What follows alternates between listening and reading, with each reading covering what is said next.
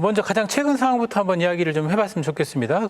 지난달이었죠. 정부가 사교육 경감 대책을 발표를 했는데 이게 좀 뭐 파장이 좀 컸어요. 논란도 좀 많고. 여기는 어떻게 이것도 혹시 김 교육감께서 먼저 이야기해 주시겠습니까? 예, 지금 그 대한민국의 교육의 그 근간인 대학 입시 관련해 가지고 킬러 문항 배제를 그 정부에서 발표하면서 많은 지금 쟁점이 되고 있습니다. 네. 저는 킬러 문항 배제에 대한 원칙적으로 찬성을 합니다.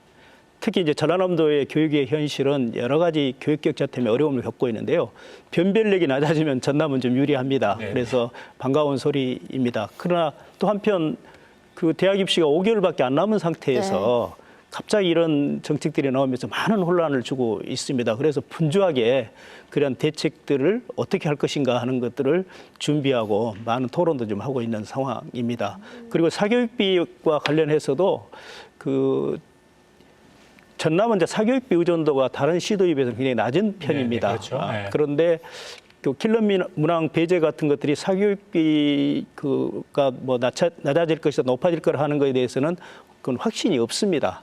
다만 이럴 때일수록 공교육의 질을 높여서 그 길밖에는 사교육비를 줄일 수 있는 방법이 없다라는 생각을 갖고 전남의 여러 가지 상황들을 다시 좀 재점검하고 있는 상황입니다. 네네. 전반적으로 다시 한번 보고 계신다 지금 이야기지 않습니까? 네.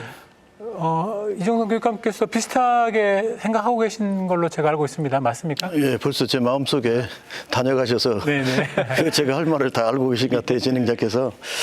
그렇습니다. 최근에 정부가 발표한 사교육 대책과 관련해서는 뭐 저도 김대중 교육감하고 생각이 비슷합니다. 그런데 정책이라고 하는 것 자체가 타이밍 그리고 이제 이 정책의 수용자들이 어떤 의미를 부여하는가가 굉장히 중요하다라고 봅니다. 그런 점에 있어서 이제 1년도 안 된 남지 않은 이 상황에서 이제 갑자기 발표됐다라고 하는 점에서 특히 대학 입학 수능과 관련해서는 현장에 또 학부모님들의 이러한 우리 수험생들에게 혼란을 준 것도 사실이다. 그렇지만 광주도 전남처럼 지금까지 강남의 정말로 최고급의 정보를 갖고 있는 또 그러한 사람들이 추구하고 있는 그러한 문항 위주의 시험 속에서 우리 광주 지역의 아이들도 많은 부분 기울어진 운동장 속에서 게임을 했어야 되는데 이제 그러한 기울어진 운동장이 아닌 교과서와 또 그러한 교육과정 범위 내에서 출제가 되어진다면 조금은 더 유리할 수 있다 이렇게 보아집니다.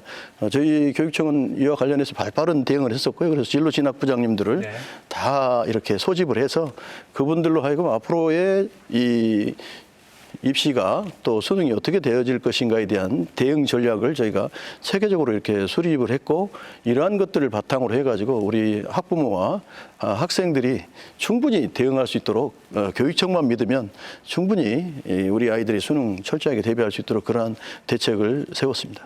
앞으로의 대책을 좀 이제 학교에서 다 모아서 수립을 하셨다는 말씀인 거죠?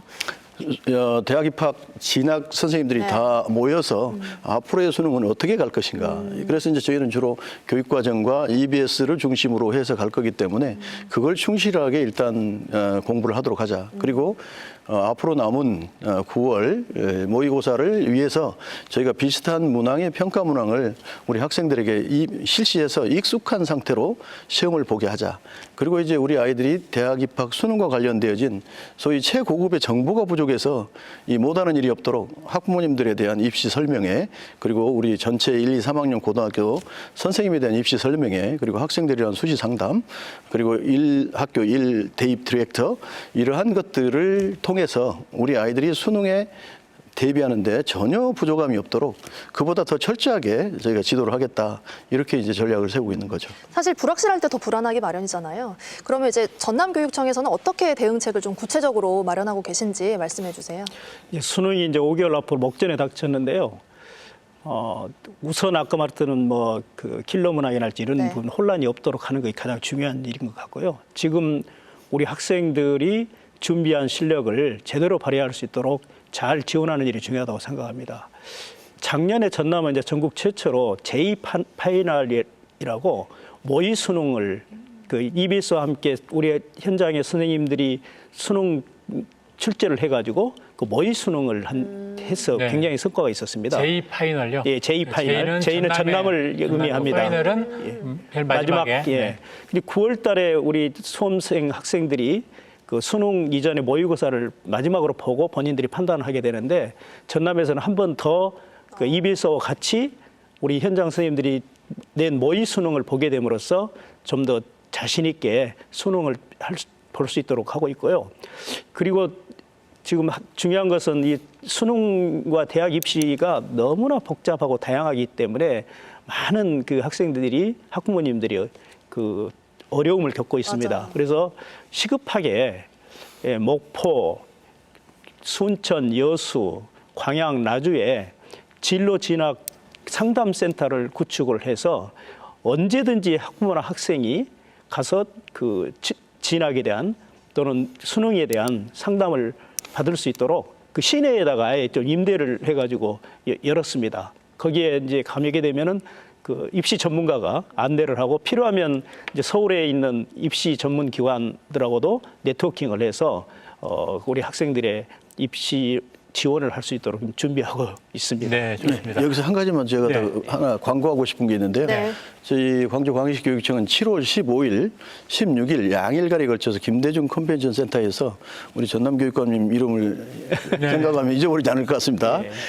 전국의 139개의 대학들이 와서 이 수능과 관련되어진 정보를 함께 공유하는 대학 입시 박람회를 개최합니다. 또 고교 학점제 박람회도 동시에 거기서 이렇게 개최하고 있으니까 학부모 학생들이 오면 수능과 관련되진 대학 입시와 관련된 모든 정보를 얻어갈 수 있을 거라고 말씀드립니다. 네, 사실은 이제 좋습니다. 불안감이 제일 큰 문제인데 어찌됐든 행정하시는 분들이 불안감을 해소할 만한, 해소시켜줄 만한 어떤 그런 뭐 이벤트를 지금 마련한다는 게 사실은 중요하지 않겠나 싶습니다. 네.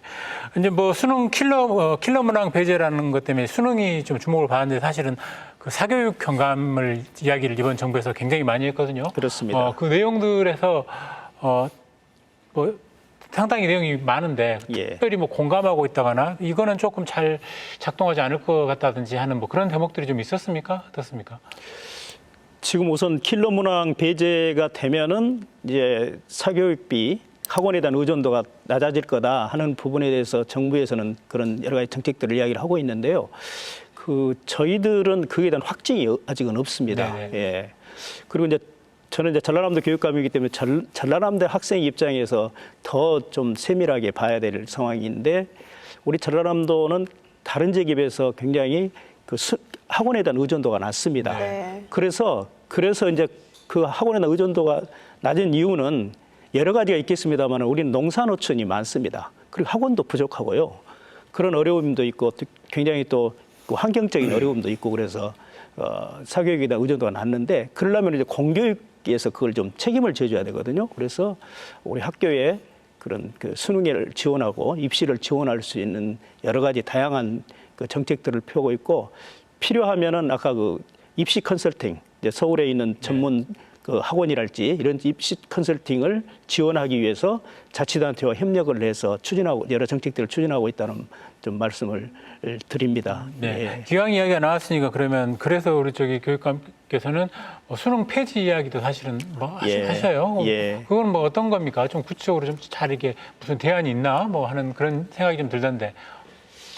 지금 미래 교육을 이야기를 하면서 네. 지금 수능 제도로는 미래 인재를 양성할 수 없다는 것이 대부분 이제 결론이 나 있습니다. 네. 지금 입시 제도를 잘 아시면 수능은 우리 학생들의 사고력을 높이는 것보다는 변별력, 그 킬러 문항 같은 걸 통해 가지고 마치 떨어뜨리기 위한 그 시험 제도이거든요. 네네. 그래서 그러한 그 시험 제도가 미래 인재를 양성하는 데는 바람되지 못하다는 것이기 때문에 저는 근본적으로는 수능이 폐지된다고 생각을 합니다. 최소한 폐지되기 이전에는 지금의 그 선다형 수능은 빨리 폐지돼야 되고 서술형으로 바꿔가야 된다고 봅니다. 그래야 지금 미래 인재에 필요한 사고력을 높일 수 있는 그 교육으로 바뀔 수 있다고 생각을 합니다. 대한민국은 모든 교육의 과정이나 모든 교육 정책이 대학 입시하고 연동되어 있는데 대학 입시가 수능 중심으로 되어 있기 때문에 지금 미래 인재를 양성하는 데 큰 걸림돌이 되고 있습니다. 이 부분에 대해서는 어느 누구도 부정하지 않을 거라고 저는 생각을 합니다. 네. 부정하지는 않지만 상당히 이제 어떻게 문제를 풀어갈 것인가에 대해서는 여러 가지 이제 해법들이 서로 다양하니까요. 예. 네. 어떻습니까? 그 정부 이번에 발표한 그 사교육 경감 대책에 대해서 이정선 교육감께서는 어떻게 평가를 하고 계시고 어떤 점들을 좀 우려하고 계시는지요? 그 일단은 정부가 발표한 사교육 경감 대책의 킬러문항 배제가 물론 가장 큽니다만 그거 말고도 사교육 카르텔을 타파하겠다. 그리고 이제 학부모, 학생 이런 교육 주체에 대한 맞춤형 지원을 하겠다. 뭐 이런 쪽이 이렇게 들어있지 않습니까? 물론 이것이 이러한 정부의 정책이 어느 정도 사교육을 경감시킬지는 뭐 아무도 예측할 수 없고 지금까지 많은 사교육 경감 대책이 나왔지만 어느 하나 성공했던 정책이 없었던 것 같아요. 네. 그렇다고 뭐 비관할 필요는 없지 않겠습니까? 그래서 일단은 뭐 이러한 부분은 어찌됐든 간에 공교육을 내실화하는 수밖에 없을 거고요. 공교육 안에서 어떻게든 진로 진학과 관련되어서는 책임 교육을 해서 자기가 원하는 상급학교는 누구나 다 갈 수 있도록 해줘야 된다. 그리고 상급학교 진학이 목표가 아닌 이러한 학생들에게는 자기가 원하는 미래 직업을 찾을 수 있도록 학교가 책임 교육을 해줘야 된다라고 하는 거고요. 특별히 이제 수능과 관련해서는 어떤 이러한 그 기초 학력을 튼실하게 줄 수 있는 공교육을 더 잘 해야 된다라고 하는 것. 그리고 이제 학원을 가지 않아도 학교 안에서 해결할 수 있는 다시 학교로. 그래서 이제 그 관련해서는 방과후 우리 프로그램을 더욱 다양화하고 이 방과후 프로그램의 어떤 질을 갖다가 이렇게 관리를 잘해서 방과후 프로그램을 받으면 학원이 필요 없는 이러한 시스템 자체를 학교 안에 구축해 줘야 된다라고 하는 거고요. 학교가 공교육이 특별히 이 학교 선택권을 더 많이 확대해 줘서 사교육 시장이 더 이상 작동하지 않을 수 있도록 공교육을 강화하는 것, 이 외에 뭐 특별한 방법이 더 있을까? 그런데 일단은 정부가 내걸고 있는 이러한 사교육 경감 대책, 아까 김대중 교육감님도 말씀하셨습니다만은 이것이 이제 공교육 내실화하고도 연관돼 있지만 이것이 결국은 우리 전체 학생들이나 학부모들에게는 대학 입학 이 제도를 어떻게 하느냐에 따라 이렇게 달려 있기 때문에 대학 입학 제도를 어떻게 바꾸는 건가, 바꿔야 할 것인가, 이게 이제 포커스가 돼야 할 것 같은데 네. 그 점은 왜 사교육이 이렇게 번성할 수밖에 없는가에 대한 이유와 그리고 앞으로 대학 입학 제도는 어떻게 바뀌어야 할 것인가, 이런 것들이 다 거기에다가 이번에 이제 새롭게 2025년부터 전면 실시되는 고교 학점제와 연동해서 총체적으로 이것이 고려돼야 할 그런 사항이다. 네. 이렇게 봅니다. 언제 어디서나 내 손 안의 뉴스. 광주 MBC 뉴스 유튜브 구독으로 함께하세요.